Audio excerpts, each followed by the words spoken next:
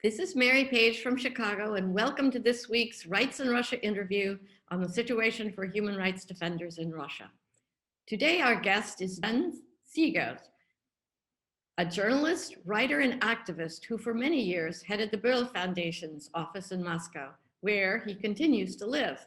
He is the author of 2 books about Russia, the second one soon to be published, that seek to provide insights into Russian life for a German and international audience.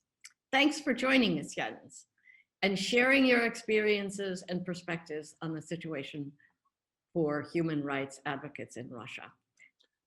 Thank you for inviting me. Yes, this is great. I have some questions that we'd like to get through in the next 30 minutes. So if you're ready, let's get started with the first one. Let's go. Which is the human rights situation in Russia as bleak as the Western media tend to suggest?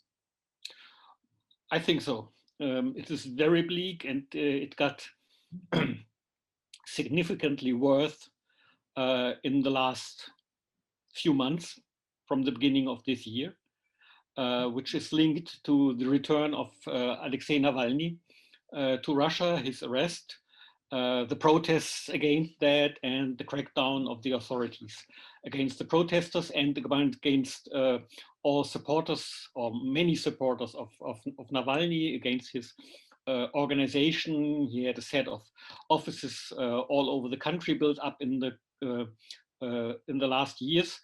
And this is showing up very bad for human rights defenders and human rights organizations as well.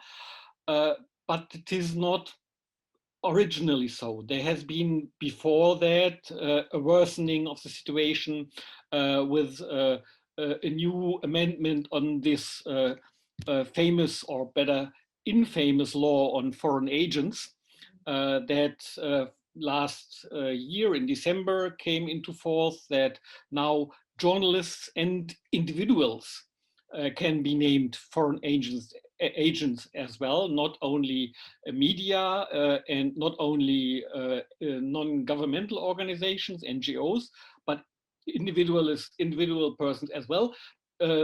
Among them, that's interesting for me personally, among them foreigners. So in principle, the Russian authorities can, me as a foreigner living in Russia and having a living permit, a resident permit here in Russia, can make me a foreign agent.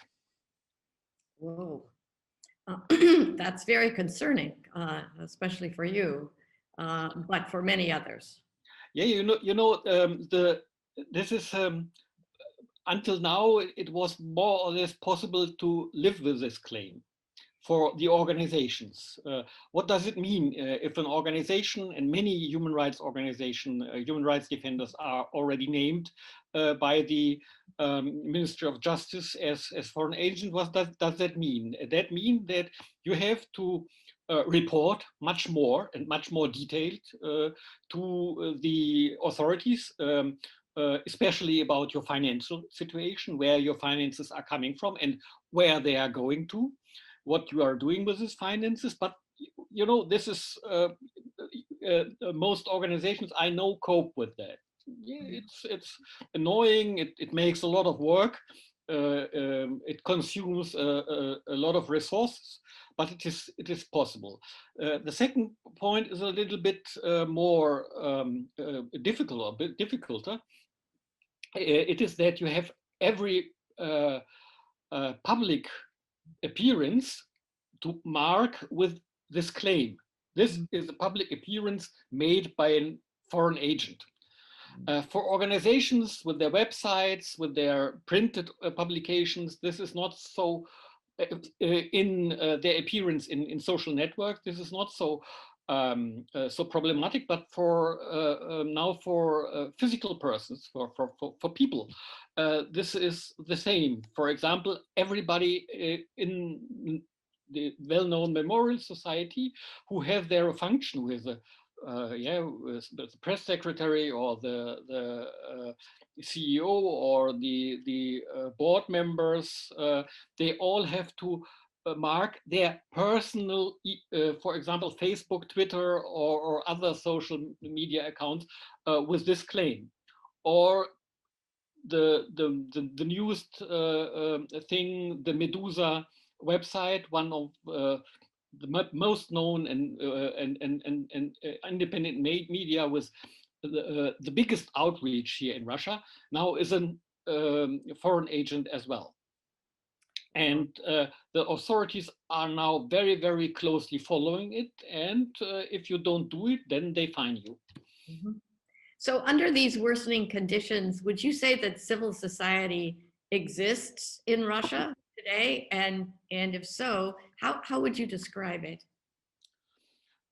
Clearly it exists, but then when we are talking about civil society, I think we first have to have a look on what is this civil society, because civil society is nothing which is separate from society. Civil society is a part of society, and it has different appearances. There are these NGOs, formalized organizations, where people are coming together and forming a legal entity. Here in Russia, most of these legal entities are registered with the Ministry of Justice. These entities are under enormous pressure. One point is this foreign agent law, but not only. There are a lot of other nasty things from the side of the state are going on. This pressure from the state is not a new thing. This has built up at least since 2004, 2005. When in Ukraine the first Maidan took place, and the Kremlin perceived this as a direct threat conducted by the West through Ukrainian civil society organizations, and tried from their own words to prevent something similar to happen in Russia. And since then, laws regarding civil society organizations have been more and more repressive. There are a lot of different laws, but civil society is not only this legally formed entities, but civil society are all those people who engage within these NGOs, but people who engage without forming any formal entity, any legal entity. And civil society is a very flexible form of societal engagement. And many people, especially young people, found other ways to engage. They don't form a legal entity. They meet together and organize their political work or their societal work in other ways. So it is still a lively civil society here in Russia, but the formalized part of it is under a certain pressure. And looking now at the attempts of the state to name the Navalny organization, the Navalny Foundation for fighting of corruption, an extremist organization, is something very where civil society organizations are looking very carefully, because that might be used. This step might be used against other organizations as well. Mm-hmm. So looking at human rights organizations specifically, to what extent are they able to still function and be effective in Russia? Yeah, function, partly I already answered to this. They are able, it is difficult, it is resources consuming. There have been over the time activists who left because they said, I don't want to work under this pressure, or this is too difficult for me, or too dangerous for me, or it's too dangerous for my family. There have been a lot of people emigrating, or at least not really emigrating, but leaving the country, at least for the time being. One spot for of this people is Vilnius in Lithuania, where there's really a small human rights defenders community, a Russian community has been forming. But on the other hand, as I understand and what I hear from my colleagues and friends from human rights organizations, there are a lot of people, of young people, coming and ready to engage. And there is, if ask what is the main difference between Russia today and Russia maybe 20 or 30 years ago, or the Soviet Union, even in their last days, then I would say it is that young people or younger people don't have this basic fear towards the state. All older people, all people who have a lively memory from the Soviet Union, or from their parents or grandparents, what they called them about, they have some inherent fear, which makes them very cautious towards the state, and rightly so, to make them very cautious. This was for a long time. This was a something you needed to be to survive. But young people don't have this fear. They grew up, even though they grew up in a country with Putin and his people as the rulers. They grew up in a country where a lot of freedom and things are they were allowed to do, or nobody was asking whether it was allowed or to do it. It was not a question that it was allowed to do, and so they are in a way they are bolder. And in this way, this human rights organizations can work. If you are asking me whether this work is effective, that's a question which is generally very difficult to answer. It is not effective in a way that the human rights situation in Russia is getting better. The other way around, it's getting worse. And I fear we are not at the worst point still. There is still a lot of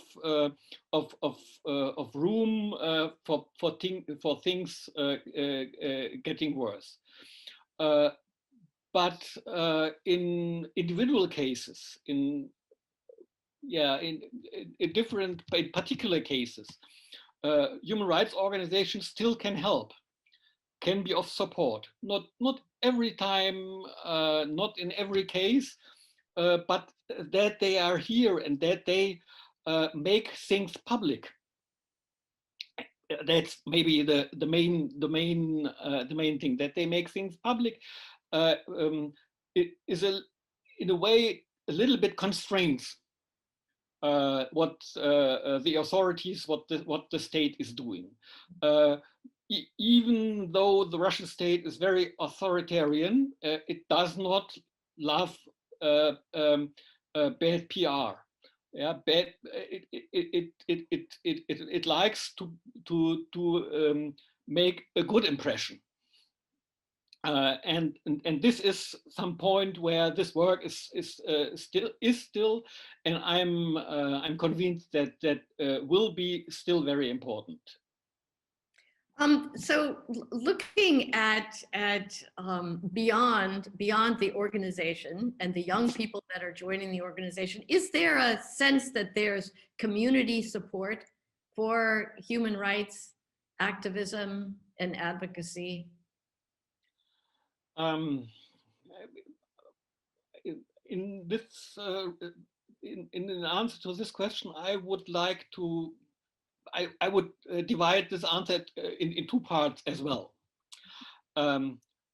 If you're looking to the overall society, then there is not very much knowledge, not very much interest, and maybe even some distrust in human rights defenders. Still, this has different reasons. One reason is a general distrust in people who are doing something on their own. This is a Soviet heritage. So if you're coming to Russia, it got a little bit less, but it is still so. If you're coming to Russia, you get always the question, who sent you? Yeah, who you are working for? That someone might come out of his own will because I wanted to go to Russia, and why you are doing human rights here? Because I think that it is, yeah, this is a concept which is for the authorities anyway, but for many people here in Russia as well is not really understandable. It's even a little, they are a little bit suspicious toward this. This is old Soviet propaganda still working, and new Russian propaganda, especially this propaganda about the foreign agents and the overall concept that Russia is a beleaguered castle where outside a lot of enemies are only trying to do something bad to Russia. This is doing is adding something to this job. This is the general point. In particular, people always acknowledge the work of human rights defenders when they are in need of help. That's I think that maybe all over the world we take many things for granted, but when we are when we need help, then we are very grateful that are people who try to do this work, and this is the same with historical memory. Yeah, people mainly believe the state narratives, but if it's going to their own family history, then they are eager to go to memorial and dig a little bit more deeper into what is going on, where my grandfather or my grandmother was left. And so on this individual point, there is an acknowledgement of people that this human rights defenders help.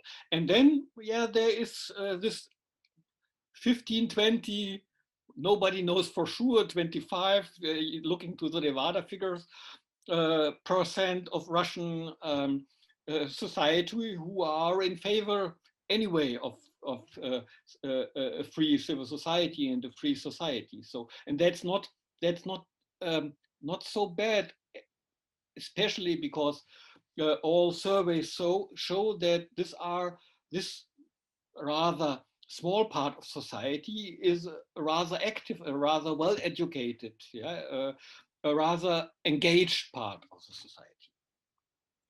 So you mentioned Memorial, the human rights organization, and I know that you've had a long association with Memorial, and I'm wondering, how is it doing at the moment, and will it be able to survive this current difficult period? Memorial is doing surprisingly well, surprisingly for themselves as well, as I understand. As a partly insider, partly outsider. So I support Memorial, but I'm not a part of Memorial. And we are working together, or we have been working together for about 30 years now. The Memorial is, when there was this financial crisis, there was such a talk about there are some financial institutes, some banks who are indispensable, who has to be rescued by the state, because if they fall, then everything falls apart. Yeah? In a way, Memorial for Russian society, civil society, at least this organized part of civil society, is an indispensable organization.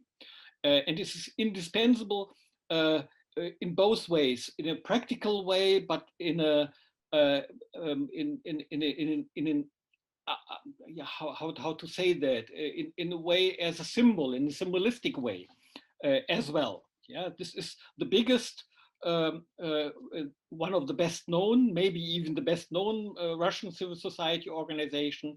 And that is something which is protecting memorial a little bit, to uh, destroy memorial, which the state is undoubtedly able, if it wants to do so. If the Kremlin wants to destroy memorial, then it can do it too. That is, nobody can protect anyone here in Russia if the Kremlin don't want to do anything. But this will come with a cost. With a cost within society, because of this symbolic position of memorial, and in the international area as well. And that is something which protects memorial until now. But at the same time, as I said, if the state want to, then it can. And every time when the repressions are going on, then memorial is very alarmed, naturally very alarmed, and looking what will going on. And and then one thing I have to say, what I'm now saying is I'm saying about the organization as a whole, but there are individual memorial members who are not only under pressure, but are in jail, like, for example, Yuri Dmitriev, the memorial head of the regional branch in Karelia, who is now for more than 3 years in prison because of falsified accusation.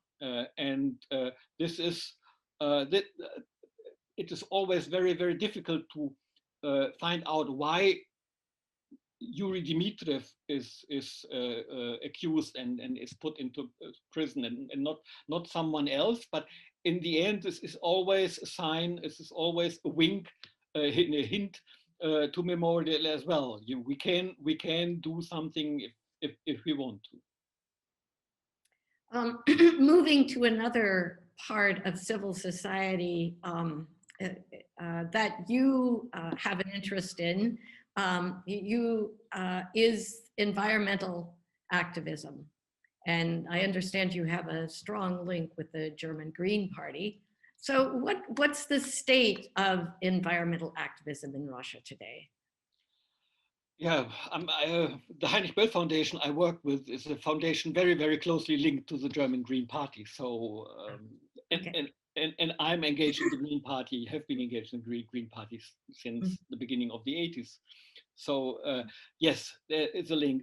There is a very active environmental civil society, or movement, if you want to, here in Russia. It's not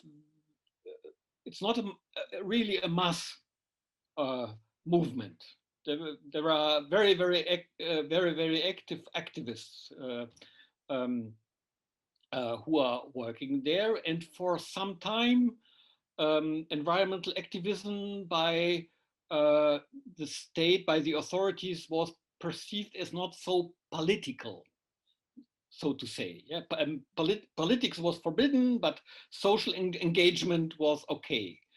Even in this foreign agent law, not ecological activism, but activism to protect the nature was one of the exceptions.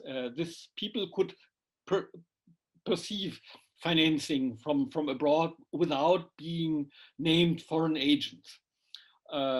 In principle, in practice, they were named foreign agents as well. Then there is, you have to make a distinction between environmental organizations who really work for nature protection. This is widely renown, and the state is more or less in favor of that, and those who are going into directions and into areas where the state interests are directly targeted, like, for example, gas, oil, and any other extraction industries, the nuclear industry, and so on. Those organizations have much more problems and have been like the organization Eco Defense, among the first organizations, NGOs, named foreign agents, with the result that some of the activists are not in Russia anymore because of protection.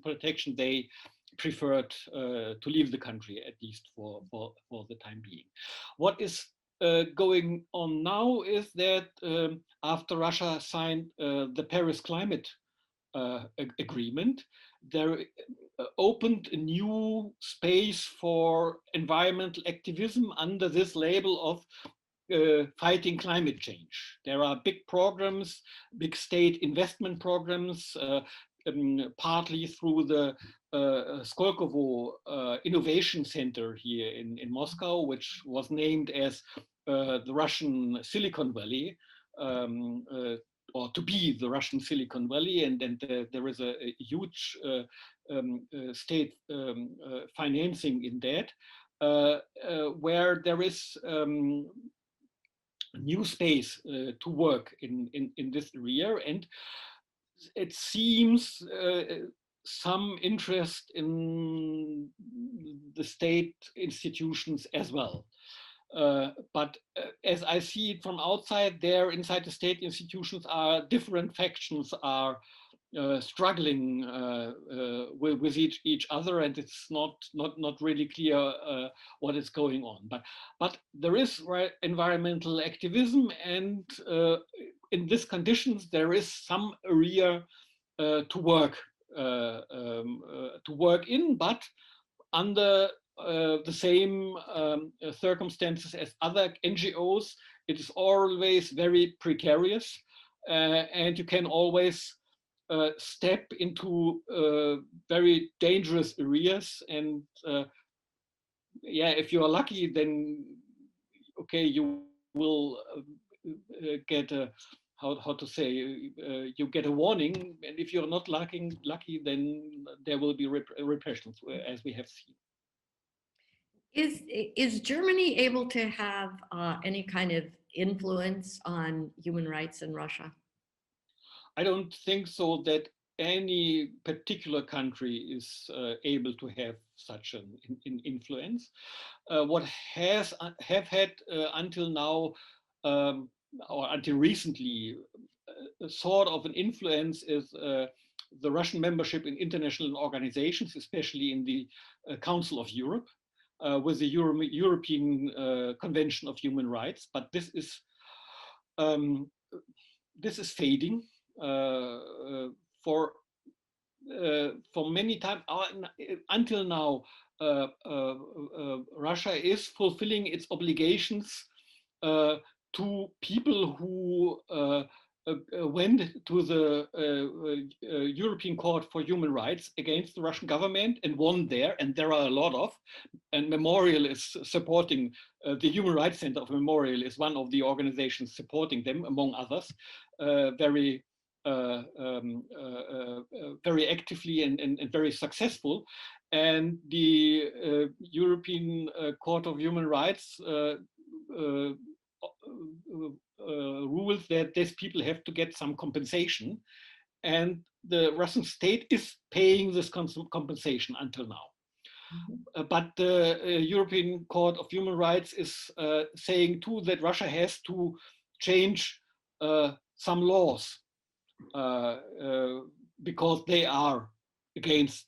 They are violating the European Convention for Human Rights, and this is the government never does. So this is a mixed thing. It's a little bit protection, but not really. But particular governments not. And if you were asking about Germany after having hosted and treated Navalny after his poisoning, after having declared that he was poisoned by Novichok, and that most likely Russian governmental structures or state structures have been involved. The special relationship between Germany and Russia, which might have been there for many years, is now not so special at all. Germany is now perceived by the Russian authorities as hostile, as yeah, for example, the government of the United Kingdom, or maybe even the US government. Oh. And and finally, what do you think the future holds for human rights in Russia? Yeah, as I already said, at the moment we are going downwards. Yeah, in a way you can describe the 21 now years of Putin's rule as a permanent deterioration of liberal and in a general way of rights for Russian citizens. And so the human rights situation is getting worse as well. And as long as this people are in charge here in Russia, Putin and around him, I don't see that this will change. So we have to expect, and I expect a future deterioration. Now we see this crackdown on Navalny and all people who supported him. Many of them are in arrest or have been arrested or heavily fined or in house arrest. His organization is forbidden. His foundation next week most probably named extremist, and a new law now in the making in the State Duma will forbid all people who have supported extremist organizations from running for office, for parliament and so on. And in the case of Navalny, this might be affect about 200,000 people who at some time donated some money to him. And to donate money for me is clearly a support. So we are on the way of deteriorating human rights situation for the time being, at least to 2024, which is the time of the next presidential elections. And all analysts of Russian domestic policy say that what we are now seeing is the preparation for this time. Again, the big question, will Putin stay or will he go? I would say, spoiler, he will stay because he can't go. But yeah, I don't see any hope at the moment. Mm-hmm. Well, I hate to end on this kind of downbeat note, but before we go, I wonder if you could tell us a little bit about your book that's coming out this summer, In Principle, Russland. Yeah, in principle, Russia. I'm trying. There are two hearts in my how it's in my body, how it's named here, and I don't know in English now at the moment. One is a political heart, and what I think about the political situation, I think I made quite clear. And the other is this country, which I very much love.